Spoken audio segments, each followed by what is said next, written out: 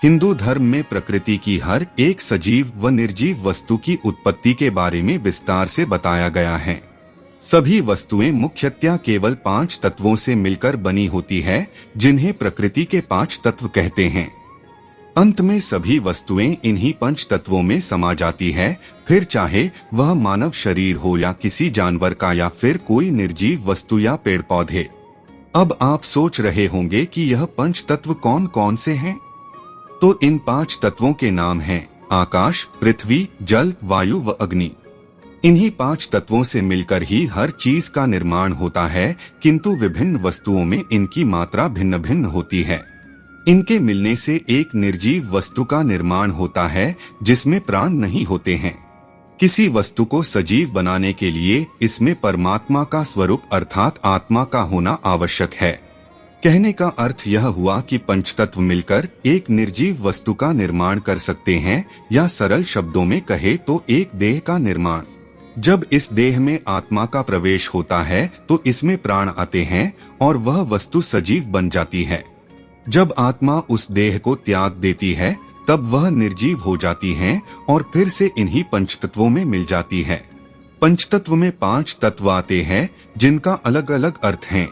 यहाँ पर 5 तत्व भिन्न भिन्न चीजों का प्रतिनिधित्व करते हैं। आइए जाने। आप सभी दर्शकों का हमारे YouTube चैनल स्पिरिचुअल साधना पर हार्दिक अभिनंदन और स्वागत है। पहला है आकाश। आकाश का तात्पर्य अनंत से है, जो हमारा शारीरिक संतुलन बनाए रखता है। इसी के द्वारा हमारे शरीर में शब्दों व वाणी का निर्माण होता है। इसका वर्ण काला रंग है। शरीर की स्थिति में इसे मस्तक नाम दिया गया है। हमारी वासना व संवेग का आधार आकाश तत्व ही है। मूल रूप से आकाश तत्व का तात्पर्य हमारे शरीर के रिक्त स्थान और मन से है। मन को ही आकाश तत्व की संज्ञा दी गई है। इसका महत्व समझने के लिए हमें मन को समझना होगा। मन हमारे शरीर में विचारों का एक समूह है, लेकिन कुछ लोग इसे आत्मा का पर्यायवाची समझ लेते हैं, जबकि आत्मा परमात्मा का एक अंश है।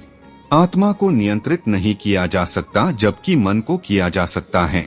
जिस प्रकार आकाश के अंत की कोई सीमा नहीं, ठीक उसी प्रकार मन भी एक पल में कहीं से कहीं भी पहुंच सकता है। आकाश अपने आप में अनंत शक्तियों को समेटे हुए हैं, ठीक उसी प्रकार मन भी अथाह ऊर्जा का सागर है। जैसे आकाश में कभी बादल आ जाते हैं तो कभी धूल तो कभी वह साफ नजर आता है, ठीक उसी प्रकार हमारा मन भी परिस्थितियों के अनुसार कभी खुश तो कभी दुखी तो कभी सामान्य रहता है। दूसरा पृथ्वी। पृथ्वी का तात्पर्य हमारे शरीर की त्वचा व कोशिकाओं से है, जिससे हमारे शरीर का बाहरी निर्माण होता है। इसी रूप में बाकी हमें देखते हैं और हम उन्हें देखते हैं। यह हमारे शरीर का भार भी दर्शाता है। इसका वर्ण पीला होता है। हमारे शरीर की गंध पृथ्वी तत्व से निर्धारित होती है व यह हमारे अंदर अहंकार का भी परिचारक है। शरीर में इसकी स्थिति जांघों से की जाती है। हमारे शरीर के हाड़, मांस, मांसपेशियां, कोशिकाएं, त्वचा इत्यादि पृथ्वी तत्व के अंतर्गत ही आते हैं।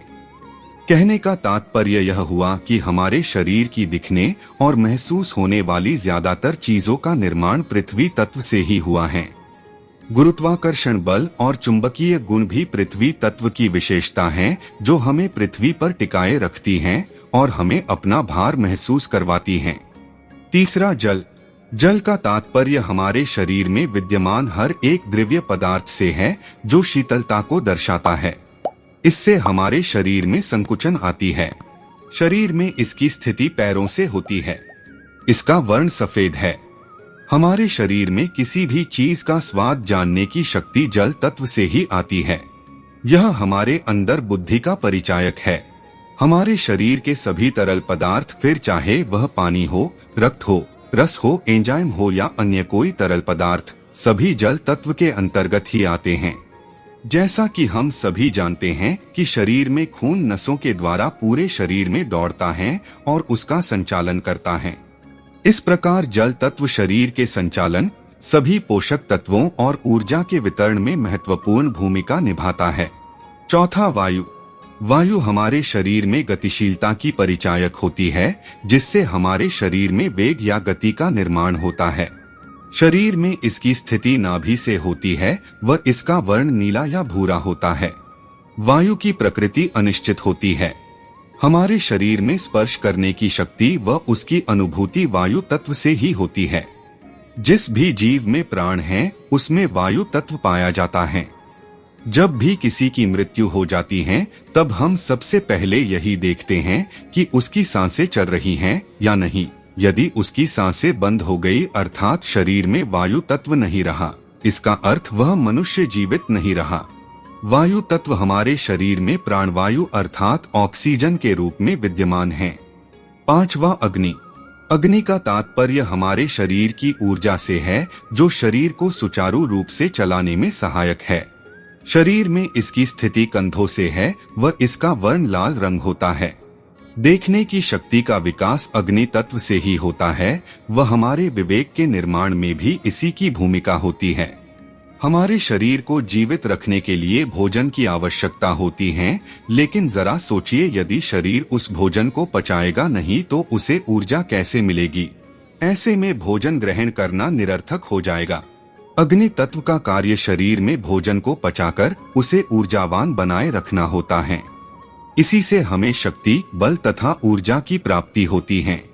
हम ईश्वर को याद करने के उद्देश्य से उनका आह्वान करते हैं। हिंदू धर्म में ईश्वर को भगवान नाम की संज्ञा दी गई है जो इन्हीं पंचतत्वों को दर्शाता है।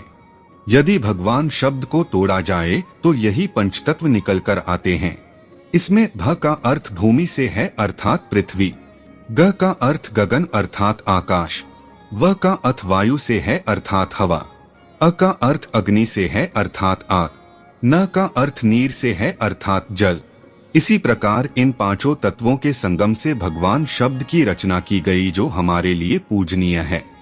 इसका अर्थ यह हुआ कि हिंदू धर्म में भगवान के स्वरूप में हमारे निर्माण के लिए उत्तरदायी तत्वों को पूजनीय बताया गया है व उनकी सुरक्षा करने का दायित्व भी हमें सौंपा गया है।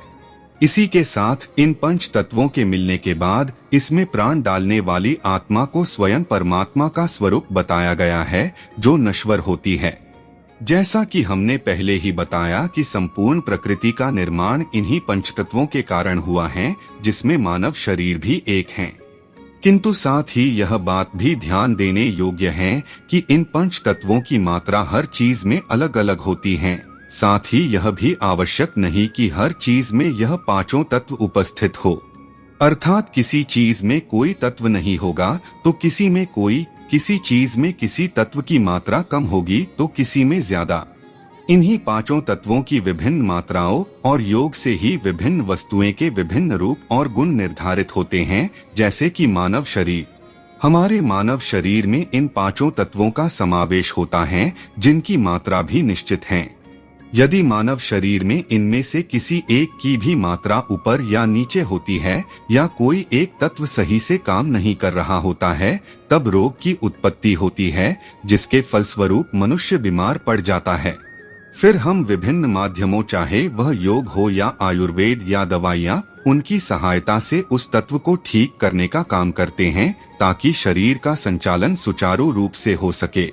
जैसा कि हमने आपको पहले बताया कि पंचतत्वों में इतनी शक्ति नहीं कि वह एक सजीव चीज का निर्माण कर सके, क्योंकि यह शक्ति केवल परमात्मा अर्थात ईश्वर में है। ठीक उसी प्रकार पंच तत्व मिलकर एक मानव की देह का निर्माण कर सकते हैं, लेकिन उसमें प्राण नहीं ला सकते। उसके लिए परमात्मा के अंश आत्मा की आवश्यकता होती है, जो पंच तत्वों से बने उस मानव शरीर में प्राण लेकर आती हैं। उसी प्रकार परमात्मा की आज्ञा से जब आत्मा उस शरीर का त्याग कर देती है तब वह शरीर पुनः निर्जीव अवस्था में आ जाता है, जिसमें पुनः आत्मा का प्रवेश नहीं हो सकता। इसलिए हिंदू धर्म में दाह संस्कार की प्रथा शुरू की गई थी, जिसके अनुसार एक शरीर का अंतिम संस्कार करके उसे पुनः इन पंचतत्वों में मिला दिया जाए। यहाँ तक बने रहने के लिए आप सभी दर्शक महानुभावों को कोटि कोटि प्रणाम।